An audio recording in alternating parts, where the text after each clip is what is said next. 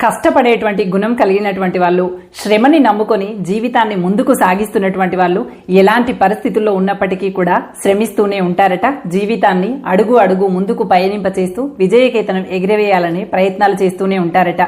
కానీ సోమరిపోతు లక్షణాలు, బద్ధకం లక్షణాలు కలిగినటువంటి వాళ్ళు మాత్రం బంగారు గనిలో ఉన్నప్పటికీ కూడా బికారిగానే ఉండిపోతారట. కారణం వాళ్ళలో ఉన్నటువంటి బద్ధకం. అందుకని బద్ధకాన్ని ఎప్పుడు మీ దరికి చేరనీయకండి. ఇప్పటికే మీరు కష్టపడి ఏదైనా సాధించినట్లయితే మీరు ఏ అంశంలో విజయం సాధించారు అనేది నా కామెంట్ సెక్షన్ లో తెలియజేయండి.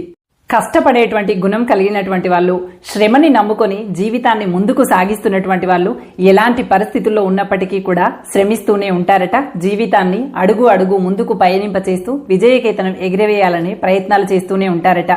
కానీ సోమరిపోతు లక్షణాలు, బద్ధకం లక్షణాలు కలిగినటువంటి వాళ్ళు మాత్రం బంగారు గనిలో ఉన్నప్పటికీ కూడా బికారిగానే ఉండిపోతారట. కారణం వాళ్ళలో ఉన్నటువంటి